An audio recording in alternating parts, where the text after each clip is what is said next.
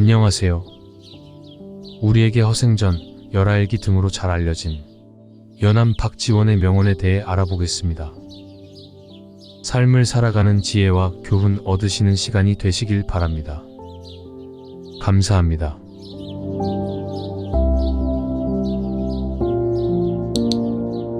구독과 좋아요 부탁드립니다.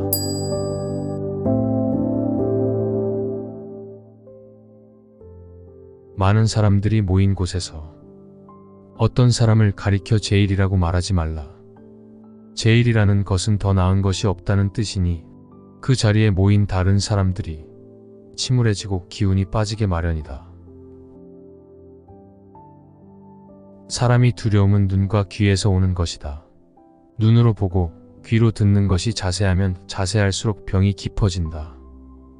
마음을 그윽하게 갖는다면 눈과 귀가 피해를 주지 않는다. 술에 취하면 상하귀천을 막론하고 너도 나도 개가 된다. 아무리 친한 사이라도 3번 달라고 해서 멀어지지 않을 사람 없고 아무리 원수 같은 사이라 할지라도 3번 주어서 친해지지 않을 사람은 없다. 내가 60년간 세상을 보니 사물은 머무른 것이 없이 막힘없이 모두 흘러가더구나. 해와 달도 흘러가 그 바퀴를 멈추지 않나니 내일의 해는 오늘의 해가 아니란다.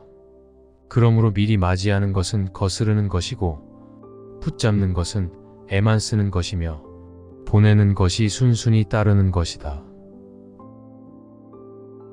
자기보다 나은 사람에게 묻기를 꺼린다면 이는 죽을 때까지 편협하고 무식한 틀 속에 자신을 가두는 것과 같다. 학문하는 길에는 따로 방법이 없다. 모르는 것이 있으면 길 가는 사람이라도 잡아서 묻는 것이 옳고 또한 종이라고 하더라도 나보다 하나라도 많이 알면 반드시 배워야만 한다. 이 속으로 사귀면 지속되기 어렵고 아첨으로 사귀면 오래가지 못한다. 오직 마음으로서 벗을 사귀며 인격으로 벗을 찾아야만 도덕과 의리를 갖춘 벗이 될 수 있다. 그러면 아무리 멀리 떨어져 있어도 둘 사이를 소원하게 만들 수 없다. 성급한 자가 그 화를 풀고 사나운 자가 그 원망을 풀려면 우는 것보다 빠른 길은 없다. 그릇 만드는 사람을 천시에서는 좋은 그릇이 나오지 않는다. 글을 읽다가 잘 모르는 대목이 있거든 반복해서 볼 것이지 그냥 넘어가서는 안 된다. 간을 토할 듯 쓸개를 녹일 듯 서로 손을 잡고 속마음까지 드러내 보이는 것이 믿을 만한 친구이다. 공부를 하는 목적은 자신의 명성을 얻기 위한 것이 아니라 타인의 생활을 편리하게 만드는 데 있다.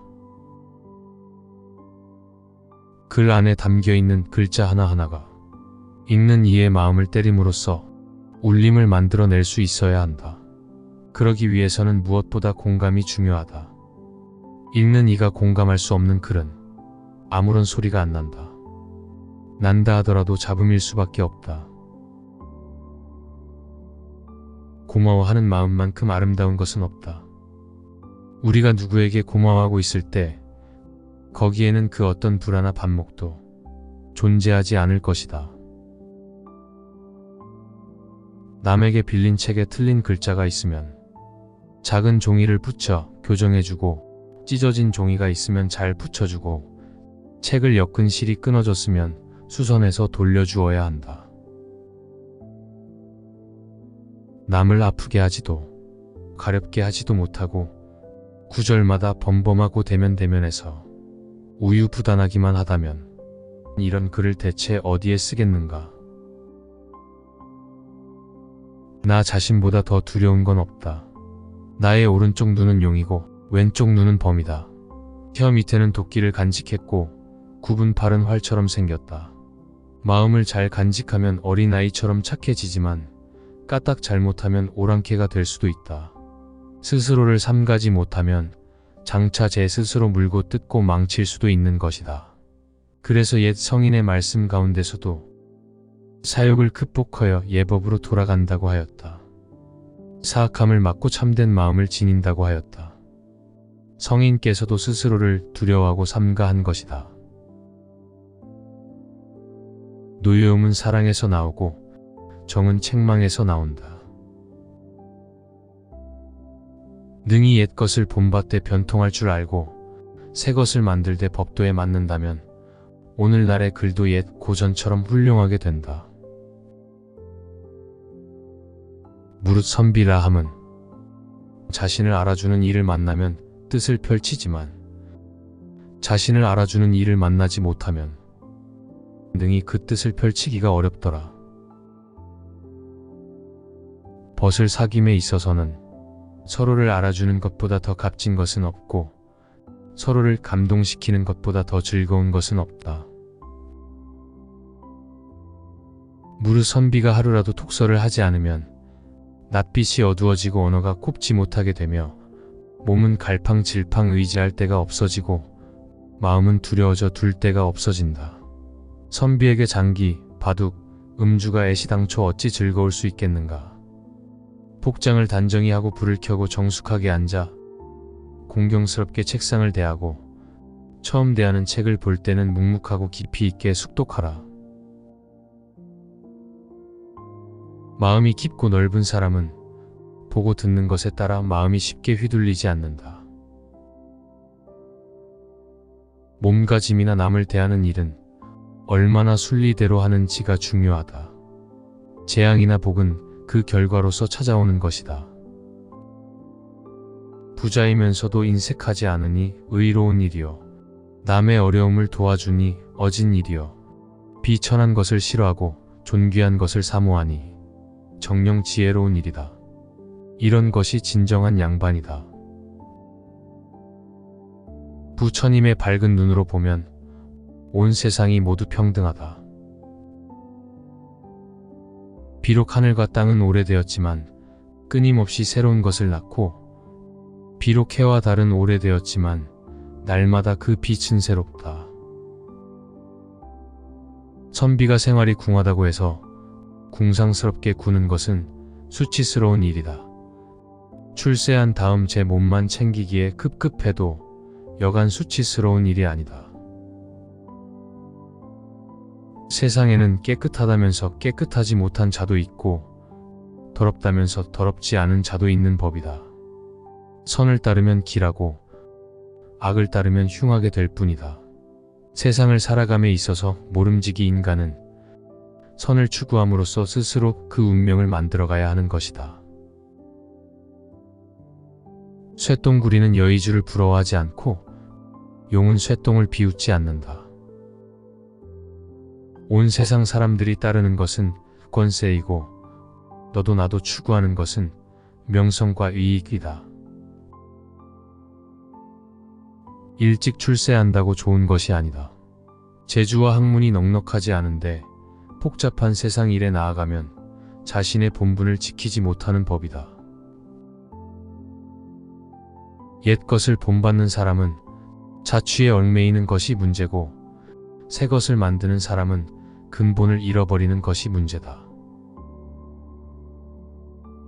이 세상의 모든 잘못은 낡은 인습에서 벗어나지 못하고 눈앞의 편안함만 쫓으면서 적당히 임시 변통으로 땜질하려는 태도 때문이다. 어찌하여 비슷함을 구하는가? 비슷함을 추구한다는 것은 진짜는 아닌 것이다. 천하에서 이른바 서로 같은 것을 두고 반드시 꼭 닮았다고 하고 구분하기 어려운 것을 또한 진짜 같다라고 한다.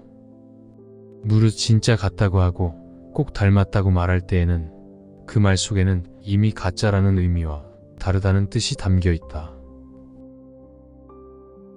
장사꾼은 벗을 이익으로 사귀며 체면을 차리는 양반은 벗을 아첨으로 사귄다. 가려운 대를 긁어주는 데도 도가 있다. 칭찬 같지 않은 그런 칭찬에 사람들은 왈칵 손을 잡으면서 자기를 알아준다고 한다. 벗을 이익으로 사귀며 체면을 차리는 양반은 벗을 아첨으로 사귄다. 재물로 인해 얼굴빛이 변하는 것은 당신들, 도둑들이다. 도를 쫓아 사는 사람은 재물로 인해 얼굴빛이 달라지지 않는다. 저수라는 사람에게는 4가지 어려움이 있다. 첫째, 근본이 되는 학문을 갖추기가 어렵고, 둘째, 공정하고 밝은 안목을 갖추는 게 어려우며, 셋째, 자료를 종합하는 역량을 갖추기가 어렵고, 넷째, 분명하고 명쾌한 판단력을 갖추는 게 어렵다. 그래서 재주, 학문, 식견 이 셋 가운데 어느 하나라도 결여되면 제대로 된 저수를 할 수 없다고 말하는 것이다. 그러므로 저수라는 재주는 참으로 얻기가 어렵다고 하겠다. 착한 마음이 드러나면 반드시 기쁜 안색을 띠게 되고, 악한 마음이 드러나면 반드시 나쁜 안색을 띠게 된다. 친구를 사귐에 있어 서로를 알아주는 것보다 귀한 것은 없고, 서로를 감동시키는 것보다 즐거운 것은 없다. 학문이란 별다른 게 아니다. 한 가지 일을 하더라도 분명하게 하고, 집을 한 채 짓더라도 제대로 지으며, 그릇을 하나 만들더라도 정성스럽게 만들고, 물건을 하나 조사하더라도 식견을 갖추는 일, 이것이 모두 학문의 일부이다. 화려함은 은은함이 받추어 줄 때 더욱 빛을 발하고, 은은함이 주는 지루함은 화려함을 통해 해소할 수 있다. 하늘이 높다고 해도 머리를 안이 숙일 수 없고, 땅이 두텁다 해도 발을 조심스레 내딛지 않을 수 없다. 본 것이 적은 사람은 백로를 기준 삼아 까마귀를 비웃고, 물오리를 기준 삼아 학의 긴 다리가 위태롭다고 생각한다. 사물 자체는 이상할 것이 없는데 저 혼자 의심에 화를 내며 한 가지라도 생각과 다르면 만물을 모조리 비방한다. 사람들은 단지 7가지 정 가운데 슬퍼야만 눈물이 나오는 줄 알 뿐, 7가지 정이 모두 울음을 자아내는 줄은 모른다네. 기쁨이 지극하면 울 수가 있고, 분함이 사무쳐도 울 수가 있네. 즐거움이 넘쳐도 울 수가 있고, 사랑이 극에 달해도 울 수가 있지. 너무 미워해도 울 수가 있고, 욕망이 가득해도 울 수 있다네. 맺힌 감정을 푸는 데는 소리보다 더 효과가 빠른 것이 없지. 수박의 겉만 앓고 후추를 통째로 삼키는 자와는 함께 그 맛을 이야기할 수 없으며, 이웃사람의 단비 가죽옷이 부러워 한여름에 빌려 입는 자와는 함께 계절을 이야기할 수 없다. 가짜 형상의 옷을 입히고 관을 씌운들 진솔한 어린아이를 속일 수는 없는 것이다. 자네는 음식 가운데 강정이라는 것을 보지 못했나. 쌀가루를 술에 재었다가 누의 크기만큼 잘라서 뜨거운 구들장에 말린 다음 기름에 튀기면 그 모양이 누에꽃이 같아진다네.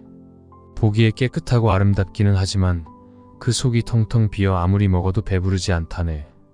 그 성질은 부스러지기 쉬워 훅 불면 눈발처럼 날리지.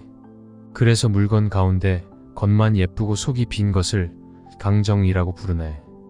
개암과 밤, 찹쌀과 맵쌀 등은 사람들이 하찮게 여기는 것이지만 실상 아름다우면서도 참으로 배부르게 한다네. 이것으로 하늘에 제사를 드릴 수도 있고 귀한 손님을 대접할 수도 있지. 무릇 글쓰기의 방법도 이와 마찬가지일세. 그런데도 사람들은 개암과 밤, 찹쌀과 맵쌀을 하찮고 더러운 것으로 여기니 말일세.